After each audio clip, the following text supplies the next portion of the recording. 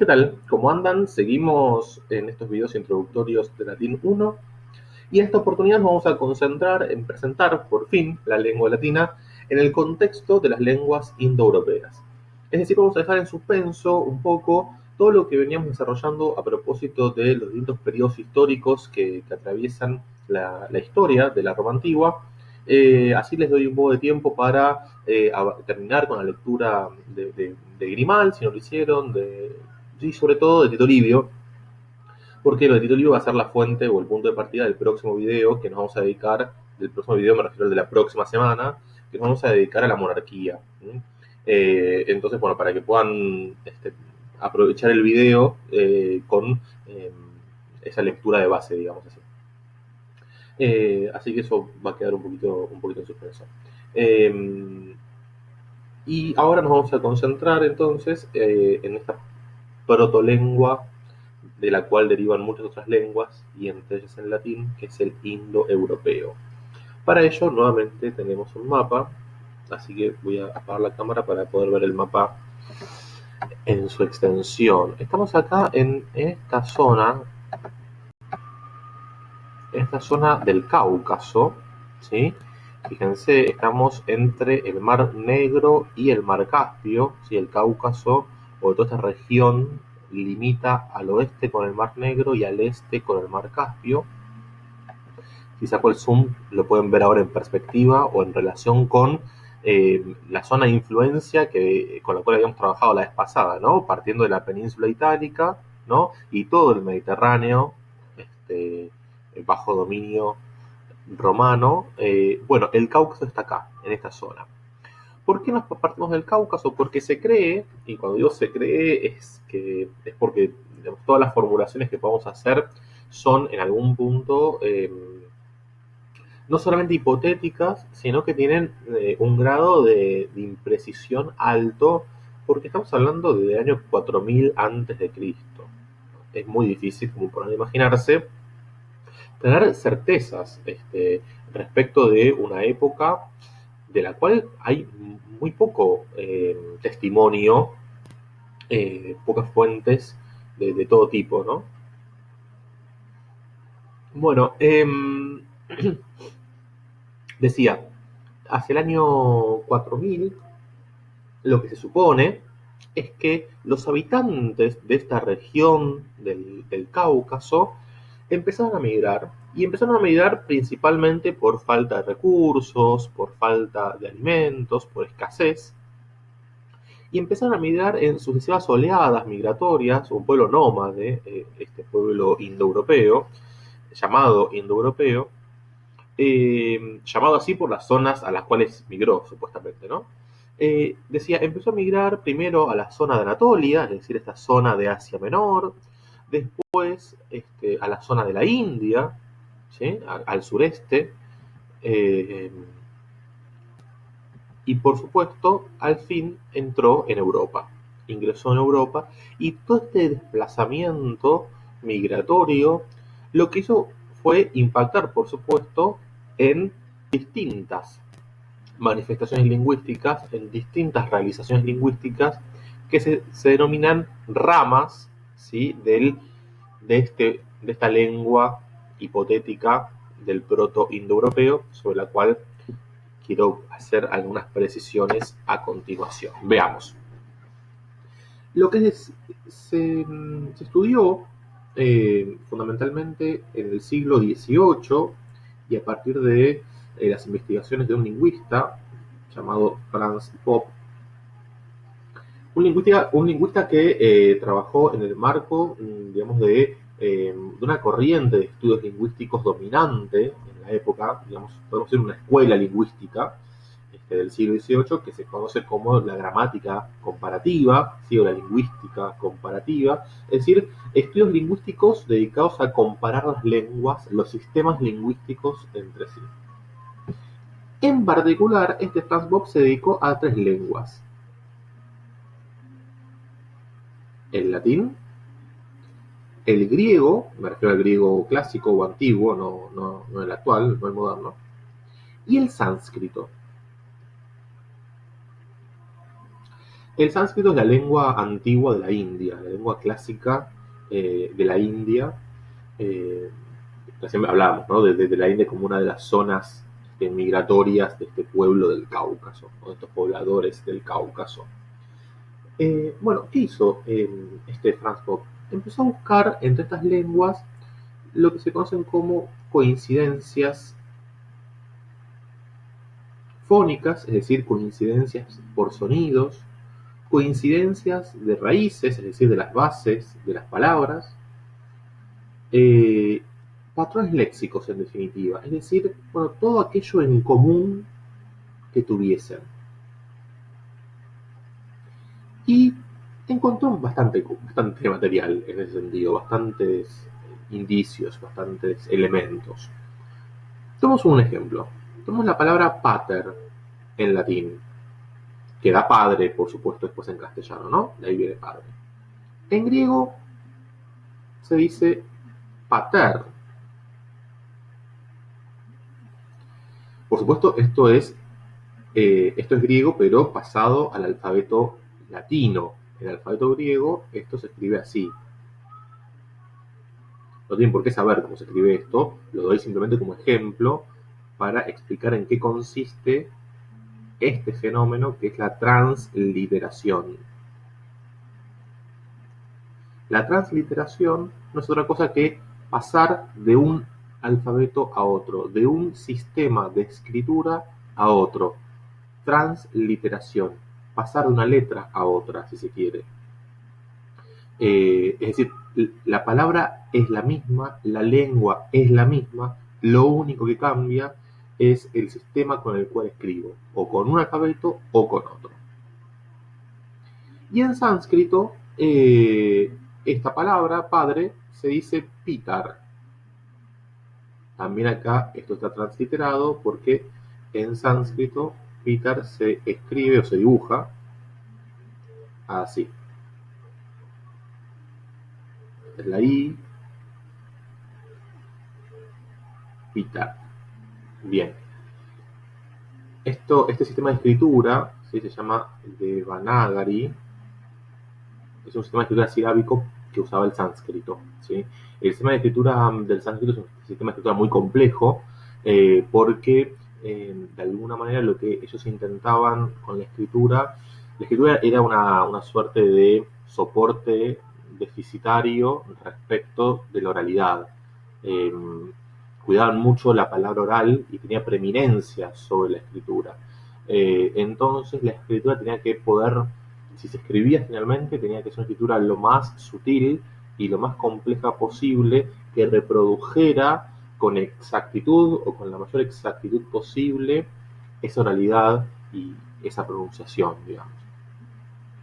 Bueno, nuevamente, pasar de esto a esto es una transliteración, porque paso de este sistema de escritura, que es un sistema de escritura silábico, a este otro sistema de escritura eh, alfabético. Bueno, lo menciono como una curiosidad, simplemente no tienen por qué saber nada de todo esto. Bien, pero si prestan atención, hay algo que se repite en estas tres palabras. Y evidentemente es esta P inicial, ¿no? Esta P inicial es algo que se repite, es el patrón que se repite. Y este sonido P es un sonido que se describe de esta manera. Es un sonido bilabial, se lo llama bilabial porque, si ustedes se fijan, cuando articulan el sonido P, se juntan los dos labios. Es un sonido oclusivo porque precisamente para pronunciarlo, primero hay una obstrucción del paso del aire, se cierra la boca y después sale como una explosión el aire, eso se llama oclusivo. Y es sordo porque el sonido P no genera o no produce vibración en las cuerdas vocales. ¿Sí? Esto tampoco tienen por qué saberlo con detalle, estoy simplemente describiendo al sonido y se describe según estos tres rasgos. Más adelante vamos a ver un poquito más de fonética para bueno, ilustrar simplemente algunas cuestiones. Lo que hablamos de fonética, digamos, no es para que lo estudien per se o en sí mismo, sino para poder explicar algunas cosas. ¿Sí? No tienen más que ver que con eso, no se asusten. Bueno, sea como fuere, lo que ocurre es que a partir de este patrón o esta coincidencia fónica, este es un ejemplo, pero claramente Bob no se basó solamente en esto. Esto es un ejemplo entre muchos otros datos, ¿sí? Datos lingüísticos, que al repetirse en las tres lenguas, al encontrar patrones, recurrencias, le hicieron suponer a este Franz Bob que estas tres lenguas, el latín, el griego, el sánscrito, provenían de un antecedente en común, de un ancestro en común. Y ese ancestro en común es el proto-indoeuropeo. ¿Por qué proto?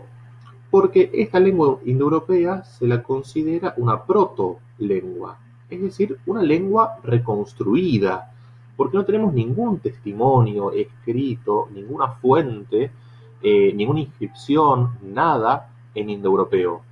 Lo que es una lengua hipotética. ¿Hipotética por qué? Porque se estudió que estas tres lenguas tenían tantas similitudes entre sí que hacía creer que venían o derivaban de una lengua en común, el proto-indoeuropeo. Pero como no hay nada en esa lengua, hablamos de una protolengua, es decir, de una lengua reconstruida y de una lengua hipotética, por ende. ¿Sí? Eso es lo que significa este proto, que es el que técnicamente hay que ponerle delante al indoeuropeo. Veamos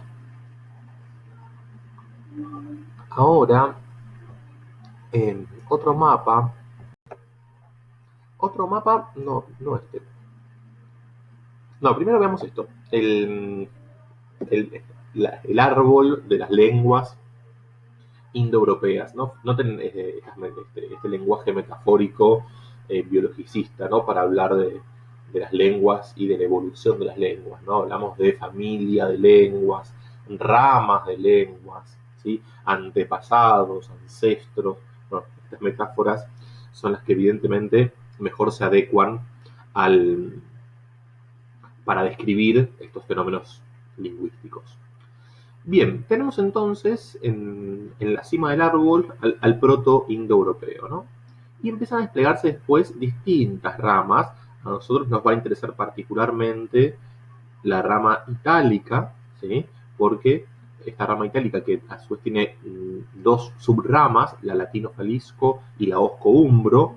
El osco y el umbro son lenguas también de la península itálica, de pueblos vecinos a los latinos, este, pero que evidentemente no subsistieron, porque bueno, el dominio que tuvo Roma, no solo en el Lacio, no solo en la península itálica, sino en todo el Mediterráneo, como vimos la vez pasada, hizo que se impusiera la lengua, ¿no? Que ese dominio también se tradujera eh, digamos, en términos lingüísticos, en la dominación y en la imposición de una lengua en detrimento de otras.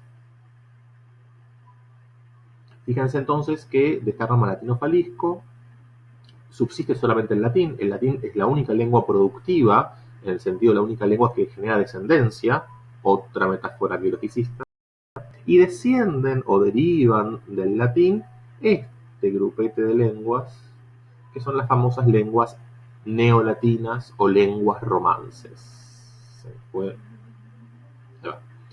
Estas lenguas romances son el portugués, el español, el catalán, el provenzal se habla en algunas regiones de Francia todavía, el francés, por supuesto, el italiano, el retorromance, que tenemos algunos hablantes al norte de Italia, ¿sí?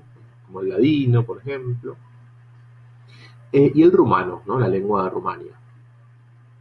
Bien. Tenemos otra rama, para ir ejemplificando cómo funciona esto. Tenemos la rama baltoeslava, ¿sí? Es decir, toda la parte, sobre todo más de Europa del Este, ¿sí? Tenemos, por supuesto, el lituano, en la subrama báltica, de ahí viene el lituano. Tenemos todas las lenguas eslavas, el ruso, el bielorruso, el ucraniano, y por supuesto, lenguas más al sur, como el esloveno, el croata, y lenguas más al oeste, como el checo y el polaco, que están muy emparentados, por supuesto. Si tomamos la rama germánica, ¿sí? Tenemos en la rama del norte, ¿sí? Todas las lenguas escandinavas, ¿no? Como el islandés, el noruego, el sueco, el danés. Y en la parte del germánico del oeste, ¿sí? Tenemos el inglés y, por supuesto, el alemán finalmente. De allí la relación que hay entre todas estas lenguas modernas que menciono, ¿no? Si uno toma el danés, el alemán y el inglés, van a encontrar parentescos, otra metáfora biologicista. Por supuesto, ¿no? Después quería mencionar, bueno, la rama helénica me parece relevante porque de allí viene el griego, ¿sí? Tanto el griego el antiguo o clásico como el moderno, del cual deriva. Y fíjense, otra rama que me parece relevante, el tocario es una rama de la cual tenemos dos lenguas, tocario A y tocario B. Hay algún registro de esto sobreviviente al paso de los años. Es una lengua que se hablaba en el Turquestán chino. Bueno, de la rama indoirania, que me parece relevante, tenemos la subrama del índico, ¿sí? de la zona de la India, y acá está el sánscrito. ¿Sí? El sánscrito, a su vez, produce todas estas lenguas modernas que se hablan en la India. Una de las principales es el hindi, ¿no? Una de las lenguas oficiales e importantes de la India, ¿no?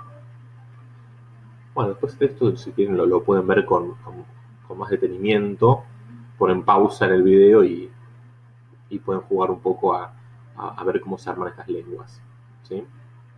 Para tener un panorama simplemente. Pero veamos esto en el mapa, a ver cómo se han distribuido las lenguas. Veamos este mapa, ¿no? Si vemos este mapa, acá tenemos claramente la zona de influencia de la rama itálica, ¿sí?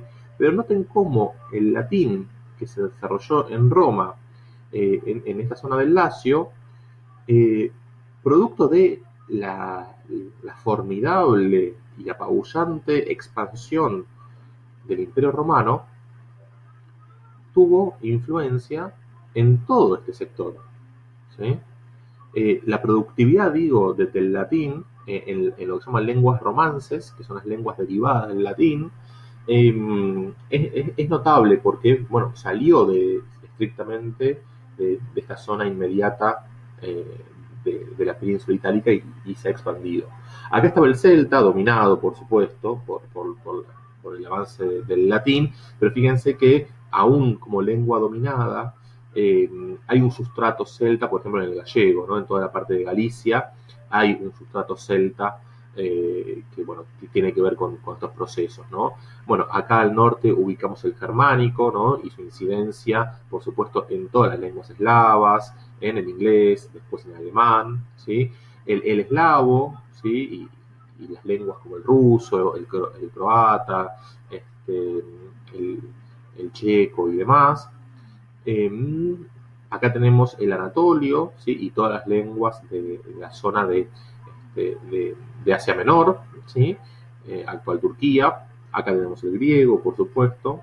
Acá del tocario que mencionábamos, del turquestán chino. Y encontramos por aquí la rama indoirania, en particular el índico, que dio el sánscrito y todas las lenguas derivadas del sánscrito como el hindi. Entonces, ese es el mapa, digamos, de la distribución de las lenguas indoeuropeas en el primer milenio antes de Cristo, ¿sí? Cuando concluyó la última oleada de migrantes de la zona del Cáucaso. Eh, y acá tenemos el mapa de las lenguas indoeuropeas en la actualidad. ¿Sí? Fíjense, aquí, bueno, lo que decíamos recién, ¿no?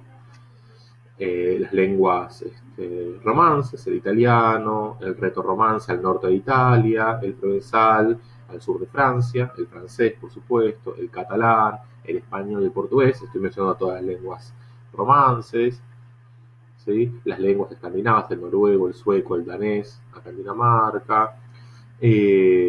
Bueno, el inglés, por supuesto, también de la rama germánica, como el alemán, las lenguas eslavas, ¿sí? El ruso, el bielorruso, el polaco, el checo, el eslovaco. Tenemos acá la India, ¿sí? Y todas las lenguas que han derivado del sánscrito, y hemos destacado el hindi, ¿no? De esta zona. Ven que el tocario de la zona del Turquestán chino no produjo nada, no tuvo subsistencia, digamos, posterior. Bueno, esto es como para que tengan un panorama de cómo se han comportado las lenguas. Y esta idea de que en realidad los lingüistas piensan esta evolución y derivación de las lenguas como un proceso en realidad como un continuum, ¿no? Las lenguas han continuado en otras, un proceso, digamos, ininterrumpido eh, eh, digamos, en la diacronía y en el cambio constante de las lenguas, una lengua devino en otra, si se quiere, ¿no? En este continuum de lenguas. Por eso es interesante pensar que nosotros hablamos un latín fuertemente modificado, pero latín al fin, ¿no? Y este concepto de lo latino, cómo se ha expandido, ¿no? Justamente a partir de la expansión y de la derivación de la lengua. Hoy lo latino no es solamente eh, lo que tiene que ver con el lacio, como en su origen, ¿no? Hoy lo latino tiene que ver con la lengua latina, con las lenguas latinas, que no solamente involucran la península itálica, que no solamente involucran Europa o la península ibérica, que involucran también América Latina, ¿no? Bien, eh, esto ya lo vimos. Bien, veamos ahora.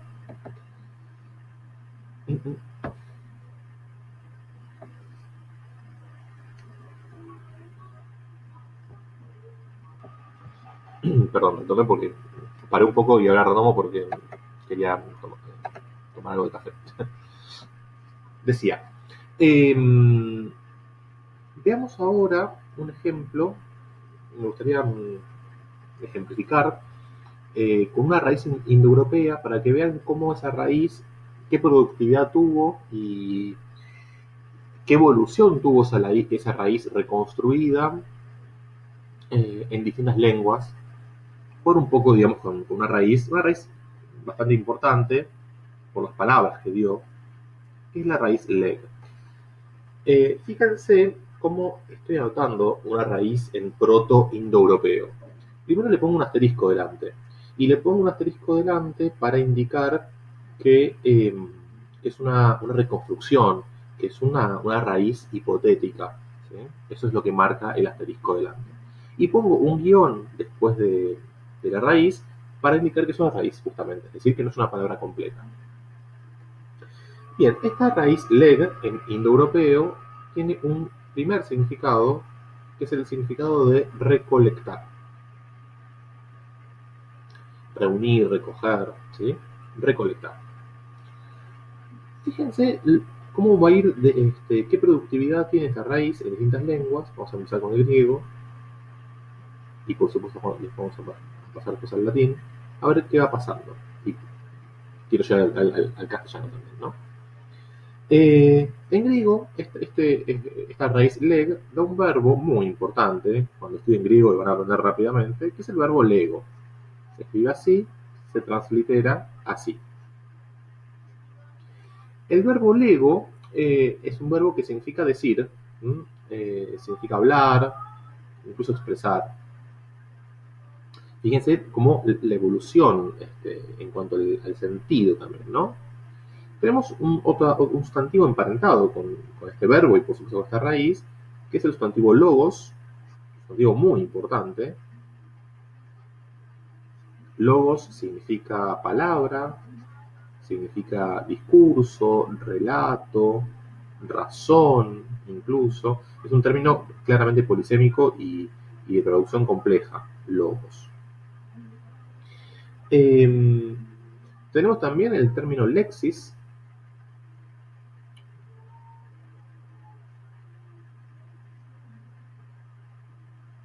¿sí? De acá viene el léxico en castellano. Y en latín también tenemos un verbo lego, fíjense, pero que este verbo significa reunir y después significa leer. ¿Por qué menciono todo esto? Lo que quiero subrayar respecto de la productividad de esta raíz en dos lenguas como el griego y el latín es este pasaje de lo concreto a lo abstracto. Cómo a partir de un significado primigenio o primitivo de recolectar, ¿sí? Este pueblo nómade, este, un pueblo dedicado a la agricultura y demás, cómo a partir de un significado tan concreto como recolectar, reunir incluso, que es el primer significado que conserva el latín, pasamos a significados más abstractos, más complejos, como decir, como hablar, como discurso, ¿sí? Como leer. Leer casi como, eh, digamos, una expresión metafórica de reunir letras, si se quiere, ¿no? Eh, Leer, de hecho, en castellano, ¿sí? El español leer viene del infinitivo de este verbo, por supuesto, que es legere, ¿no? Y de un participio de este mismo verbo, que es legenda, viene leyenda en castellano. ¿Sí? Pero a su vez, este verbo fue muy productivo en castellano para formar compuestos. Y los compuestos son en realidad palabras que tienen dos bases, ¿sí? Una base 1 más una base 2. Y este verbo lego generó compuestos en castellano utilizando como base 2 en realidad un sufijo que es legio. Entonces tenemos en castellano palabras como sacrilegio y sortilegio, ¿no? Es decir, sacri viene de sacrum, lo sagrado, y sorti viene de sors, que significa suerte, fortuna.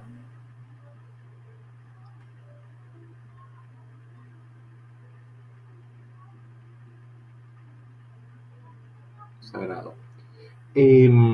¿A qué voy con esto, no? Un sortilegio, ¿no? Eh, reunir, alcanzar la suerte, ¿no? O leer la suerte incluso. Etimológicamente, uno puede pensar el sortilegio como la lectura, la adivinación de la suerte, que es un sortilegio. Y un sacrilegio en el sentido quizás de recolectar, reunir, leer lo sagrado, alcanzar lo sagrado, en tanto lo sagrado es algo intocable y de allí una profanación, que es lo que significa un sacrilegio. Y menciono las dos palabras porque me parece interesante percibir, ¿no? Esta base de la raíz leg, ¿no?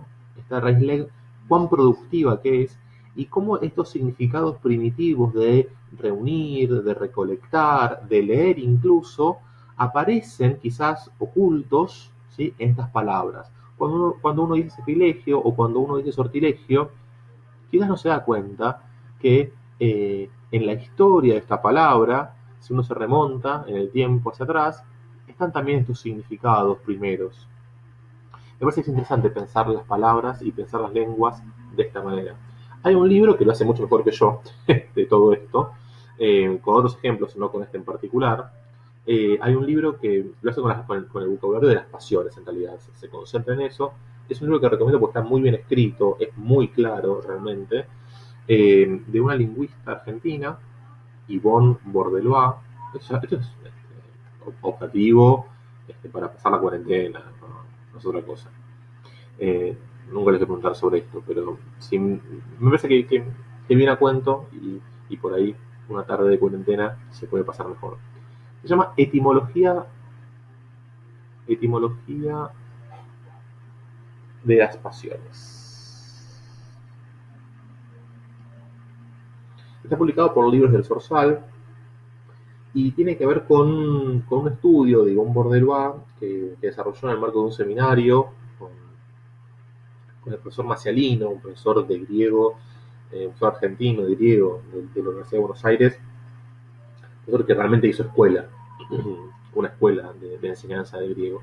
Bueno, y de esas reuniones y de esos seminarios y de esos encuentros surge este libro, Etimología de las Pasiones, que se dedica a rastrear distintas raíces que han sido muy productivas en términos de palabras como amor, ira, cólera, ¿sí? Las distintas pasiones que nos atraviesan y bueno, digamos que conjugan datos del indoeuropeo y cuestiones de etimología con lecturas literarias como textos de Homero, lecturas filosóficas como Nietzsche, como Platón.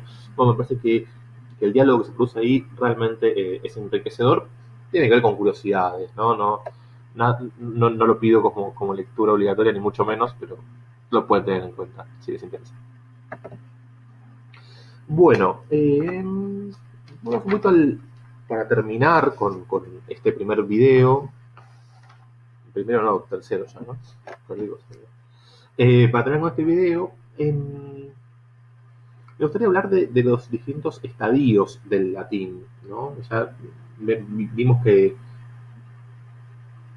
el latín viene de esta rama itálica del indoeuropeo y el latín después deriva de las lenguas romances. Un dato, ¿sí? Que el latín del cual derivan las lenguas romances, como la nuestra, como el castellano, es un tipo de latín que se llama latín vulgar. Vulgar no porque sea un latín soez, ni mucho menos, sino porque es el latín hablado, el latín coloquial, ¿sí? El latín cotidiano. Ese es el latín vulgar que produce o del cual derivan las lenguas romances. ¿Sí? Hay distintos tipos de latín, si se quiere, distintos usos, mejor dicho, ¿no? Y distintos registros del latín. Del vulgar, entonces, van a derivar las lenguas romances. Y este proceso de derivación, ¿sí? Los romances, se llama dialectalización, ¿no? Es decir, que el latín, según la zona geográfica, fue sufriendo modificaciones y el latín que se hablaba en la península itálica ya no era el mismo que el latín que se hablaba en la zona de Hispania, ¿no? En la península ibérica o al norte de Italia, empezaba digamos, a sufrir transformaciones el latín y eso se llama dialectalización que tiene que ver, digamos, un dialecto es una variante de una lengua en función de la zona geográfica. Ocurre que ese latín vulgar se dialectalizó tanto, ¿sí? Que al profundizarse ese proceso, bueno, ya hablamos de lenguas en sí mismas, de distintas lenguas emparentadas, pero distintas lenguas al fin. Bueno, decía, es oportuno hablar de los distintos de estas etapas, ¿sí? Algunos hablan de edades del latín, el latín no fue el mismo a través de los años, y esto de edades otra vez con lo biologicista, verán ustedes. Entonces hablamos de etapas o periodos del latín, ¿no? Y se propone una periodización, así como hicimos una periodización de los procesos históricos o de los sistemas políticos de la historia de la Roma antigua, vamos a hablar de una periodización de la lengua latina, ¿no? Los distintos estadios del latín, y se suele seguir por convención un trabajo que es muy bueno de un filólogo finlandés, se llama Veikko Fennanen. El apellido es bastante raro, se escribe así, todo con diéresis, Veikko Fennanen. Bueno, este tipo propone una periodización en estos términos. Hablar de un latín preliterario, ¿sí?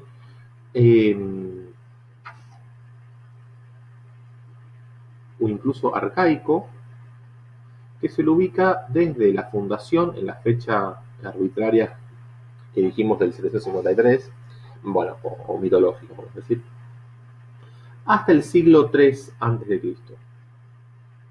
¿Sí? Hasta que aparecen los primeros testimonios escritos que tenemos de Livio Andronico, ¿sí? Que tradujo la Odisea de Homero al latín, y tenemos algunos fragmentos de todo eso, y de otro autor de la época, Nevio, también un latín muy arcaico realmente, bastante distinto al que nosotros vamos a estudiar, ¿sí? Que es el clásico, ya vamos a llegar. Después un latín preclásico, que se llama preclásico también porque es un latín muy, muy próximo al latín clásico que nosotros vamos a estudiar, muy próximo, pero que tiene, digamos, persisten en él marcas o huellas de arcaísmos, de formas arcaicas, eh, eh, digamos, en su lengua, o en este estadio, mejor dicho. Entonces se llama preclásico, no solamente porque viene antes del latín clásico propiamente dicho, sino porque además, si bien está muy próximo a ese estadio clásico, también tiene las marcas o las huellas este, del latín arcaico, a través de lo que se conocen como arcaísmos. Bueno, este latín preclásico es el que se va a hablar y se va a escribir entre el siglo III, ¿sí? Hasta mediados, fines diría yo, del siglo III, hasta mediados del siglo I antes de Cristo. Todo siempre antes de Cristo. Y en este latín preclásico, ¿sí? Que tiene una impronta arcaica considerable, tenemos a los comediógrafos, perdón, Plauto, que lo vamos a leer. Después está Terencio, este año no lo vamos a leer, pero bueno, es un comediógrafo muy importante, influenciado por Plauto también. Y tenemos ya en los últimos años de este latín preclásico, ya clásico, muy cercano al latín clásico, tenemos dos poetas fundamentales que son Lucrecio y Catulo. Persisten rasgos, algunos arcaísmos en Lucrecio y en Catulo, pero casi que es un latín clásico, como el que vamos a estudiar nosotros. Hay, digamos, hay una cierta predilección por los arcaísmos, pero ya la sintaxis y la morfología de la lengua corresponde prácticamente al latín clásico. Lucrecio es un autor de poesía didáctica, pero es un filósofo, ¿sí? Porque escribió un texto interesantísimo realmente, siempre tengo ganas de darlo alguna vez, que es De Rerum Natura, acerca de la naturaleza.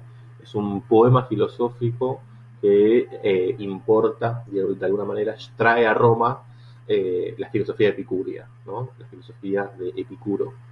Eh, y es en realidad una de las fuentes principales para estudiar el epicureísmo, porque de Epicuro se han conservado algunas pocas cartas nomás.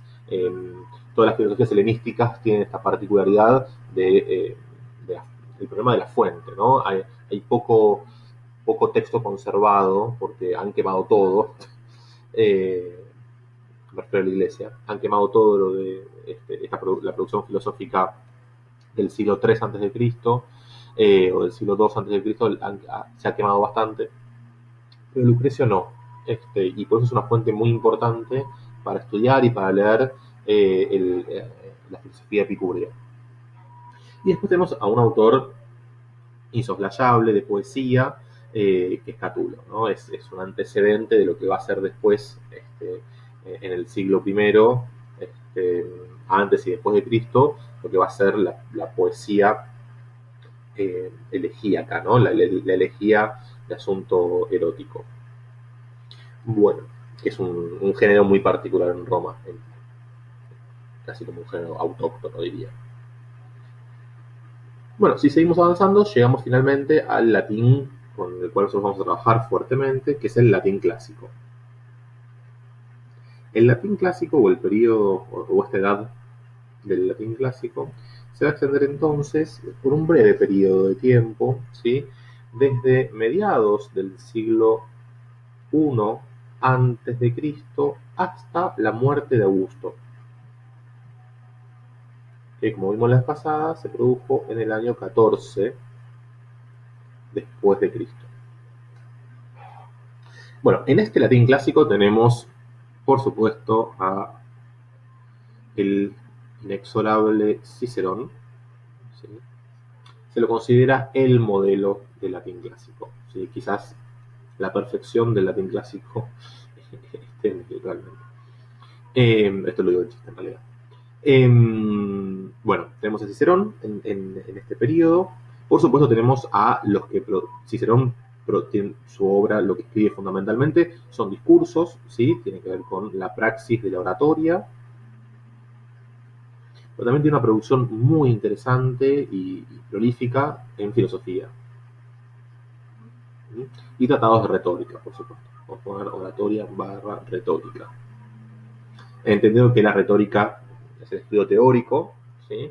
Y la oratoria es la praxis efectiva de los discursos eh, construidos retóricamente o elaborados retóricamente. Ocurre que digamos, la matriz retórica atraviesa distintos tipos de discursos o distintas modalidades discursivas, no solamente discursos forenses o discursos políticos. Quiero decir, en los escritos filosóficos de Cicerón hay mucha retórica, a eso voy. Como en Platón, ¿no? Sin ir más lejos. O yendo más lejos, perdón. Bueno, tenemos por supuesto a todos los autores de historiografía, ¿sí? A todos los historiadores. Se destacan Julio César, por supuesto. Lo tenemos a Salustio, también en este periodo latín clásico. Y el último exponente de esta genealogía, a quien ustedes leen, que es Tito Livio. También producen, sobre todo en el periodo augustal, los grandes poetas, Virgilio, Horacio, Ovidio. ¿Sí? Son todos autores de este periodo clásico. Si pasamos al estadio posclásico, perdón.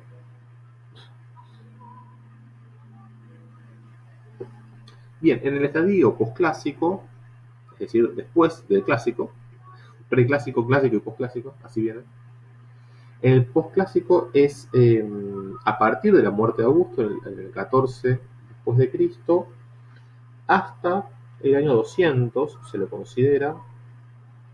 Acá tenemos en este latín posclásico, también se le suele llamar la edad de plata de, de toda la producción latina. Tenemos a un estudioso de la retórica, ¿sí? Con sus instituciones oratorias, que es Quintiliano. Bueno, un tratado sobre retórica que tuvo mucho impacto en toda la producción. Tuvo mucho impacto, digamos, no solamente en la cultura occidental en general, sino en todos los estudios de retórica. Lo han retomado mucho. Él también retoma mucho Cicerón, por supuesto, y otros. Tenemos en el género novelas, que tiene como su auge, el género de la novela latina, a través de Petronio con el Satiricón, y a través de Apuleyo, otro novelista. ¿Sí? Es muy particular el género novela en la literatura latina. Apuleyo, tenemos las metamorfosis de Apuleyo, ¿no? También llamadas el asno de oro. En la parte de historiografía, tenemos también historiadores. Tenemos aquí a Tácito, que creo que lo mencionábamos la vez pasada. Es un historiador bastante crítico, no solamente de Augusto, sino que de todo el periodo imperial, y es muy interesante realmente leer a Tácito. Y tenemos a Suetonio el Chimentero. Este periodo posclásico también se caracteriza por la tragedia, por el desarrollo del género trágico, que si bien tuvo alguna expresión, sobre todo en el periodo preclásico, o incluso arcaico, de alguna de la tragedia fragmentaria, lo que nos llega a nosotros, el exponente máximo, es Séneca, claramente. Dentro de la literatura latina, por supuesto. Y después tenemos algunas cartas. El género epistolar también es un género que es un género que tuvo mucha productividad en la literatura latina. Cicerón escribió muchas cartas, pero también en este periodo se destacan las cartas de Plinio y de Frontón, ¿sí? En el periodo de Marco Aurelio. Bien, también está la sátira por acá, pero bueno,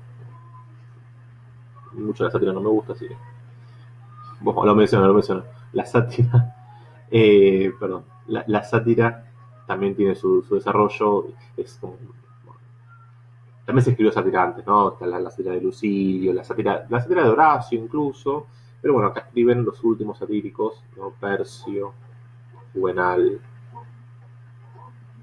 bueno, es un género también muy romano en la sátira. Eh, y vamos a hablar después de latín tardío, sí, ya bastante distanciado de lo que es el latín clásico, que va del año 200 hasta la fragmentación y la dialectalización en las lenguas romances. Esa dispersión en lenguas romances, digamos que ya en este momento ya hablar de la lengua latina como una única lengua, evidentemente ya no se puede, ¿no? Bueno, en todo este periodo escriben en latín Boecio, San Agustín de Hipona,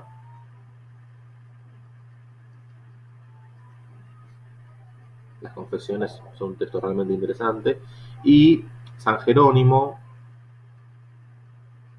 es un autor importante porque traduce la Biblia al latín, la famosa Vulgata. Es un dato importante. Después hablamos del latín medieval y toda la producción en latín medieval, ¿sí? Los autores medievales. ¿Sí? Es discutible si estos no entran dentro del latín medieval, ¿no? Es muy discutible, pero bueno, vamos a proponer esta periodización hasta el año 1300 aproximadamente. Y por último se habla de un latín humanista, es decir, digamos, ya el latín que, digamos, no es lengua oficial del 1300 a la actualidad, pero sino como una lengua casi diría de laboratorio, ¿no? Ciertos autores que toman como modelo el latín ciceroniano, el latín de Cicerón, y producen literatura, producen textos en latín, también se lo llama neolatín, ¿sí? Lo usamos como literatura, ¿sí? Neolatina. Y esto es un campo de estudio que ha tenido cierta expansión en los últimos años, ¿sí? Digo, para mencionar a uno que también está hacia fines de la Edad Media, ¿no? Erasmo de Rotterdam, ¿sí? Escribe en latín, Petrarca escribe en latín, pero este latín humanista, ¿no? Este latín que, digamos, ya son otras las lenguas oficiales, las lenguas vernáculas, pero hay un latín que se cultiva así de manera erudita, de laboratorio, y que se sigue sosteniendo.